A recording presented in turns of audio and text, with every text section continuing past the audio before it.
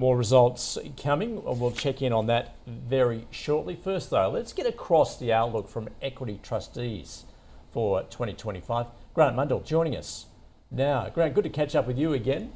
So, there's so much to talk about, and not the least, I guess, from a global perspective and how that's likely to impact us here, given Trump's policies. But what's essentially shaping the way you look at markets this year?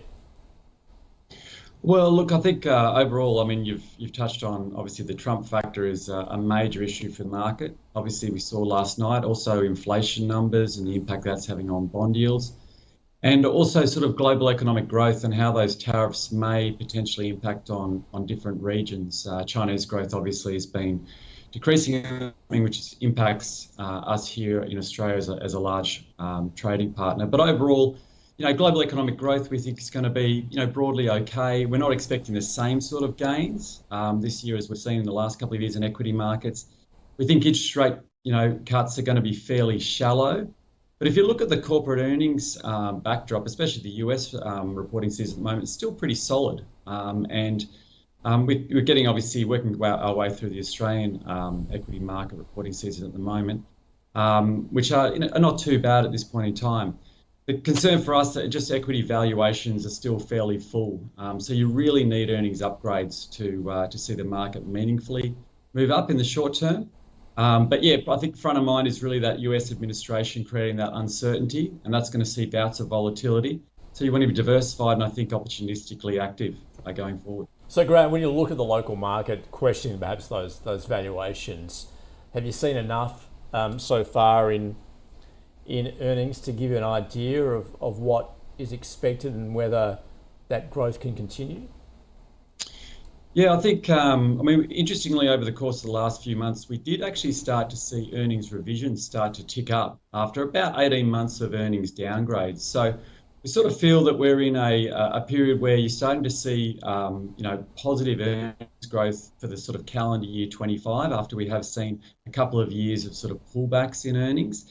That's also probably going to be supportive for income and dividends going forward as well. So far, there's always going to be ebbs and flows in different sectors, but with potentially some rate cuts coming through, that should be supportive to the economy.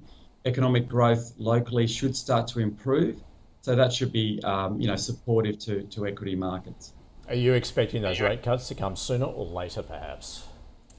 Yeah, well, the market, it's a good question. The market's pricing, I think, about a 90% chance of a cut by the RBA on the 18th of February. We think it's probably a little bit more balanced. Having said that, either way, we think there's going to be a cut at some stage over the next few months. So that should be generally supportive to corporate earnings and economic growth, especially those sort of consumer-facing stocks, small caps and interest rate sensitive sectors, such as the REITs and building materials. So we've been selectively adding some exposures there.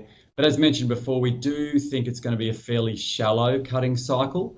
There has been, a number of stocks which have already priced in as anticipation of rate cuts. You look at something like JB Hi-Fi, trading, which has done very well, but trading on quite an elevated valuation now. So our preference probably a bit more for, certain industrials with strong growth, strong market positions and strong pricing power. Now, of course, Grant, Aussies love their dividends. How are you looking at those yields, particularly going forward? Yeah, I mean, the dividend yield at the moment for the ASX 200 is about 3.4%, so well below the 10-year average of about sort of 4.4% or so. And that is reflective of, an expensive equity market, but also we've seen dividends in absolute terms actually fall over the last couple of years. And that's predominantly come through from the resources and energy sector. And we've had some lower payout ratios come through as well. Interestingly, the dividends this reporting season here locally have probably been a little bit better than expected thus far in reporting season. And we probably dividends are troughing out. So you will start to see, I think, an improvement in dividend payments over the course of this calendar year. And that growth is really to come through from financials, consumer discretionary, some industrials and healthcare stocks. So we're probably focused on buying companies that are growing their dividends over the course of the next, 2 to 3 years. We've seen, some strong dividends from, the general insurers and other industrials, such as we think Brambles will be, progressively increase. Qantas will start paying a dividend, which will increase, and companies like Computershare as well. But otherwise, if you think about other asset classes, we do think, yields are attractive in obviously sort of listed and private credit. Fixed income yields are more attractive, and obviously infrastructure is another positive yielding sector as well. And Grant, with the prospect of perhaps some rate cuts ahead, also what you've talked about there, just as far as what you're seeing with those valuations on the equity market, what do you regard as an appropriately balanced portfolio? Yeah, I think at the moment you do have to definitely be diversified given some of the volatility and uncertainty out there. So we're thinking that on a risk-adjusted basis, some of those defensive assets or defensive income assets, so listed credit, fixed income, cash, we have a slight tactical overweight for those at this point in time, thinking that you're getting a reasonable return for fairly low risk. In particular, within the fixed income market, we like corporate bonds and semi-government treasuries as well. So we think you've got to be active and opportunistic when you do get those bouts of volatility, especially obviously on the back of what's coming out potentially the US and around tariffs and the like.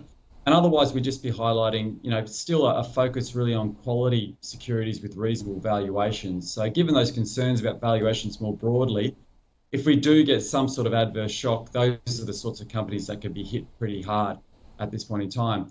But what we would say is, whilst you can get that, those fluctuations in capital returns, income returns can be a little bit, less volatile. So if you can find those, nice growing dividend paying companies or those assets with good income yields, then that can sort of smooth out the overall portfolio volatility. And probably the last point being that obviously as an investor, the investment time frame you have is very, very important. So if you've got the ability to take that medium to longer term view, you can look through that short term volatility.